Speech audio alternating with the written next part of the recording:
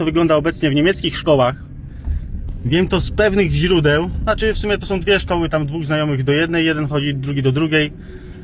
I dlatego wiem, też jeżdżę po tych szkołach, oddaję paczki, więc tym bardziej w to wierzę, że tak jest.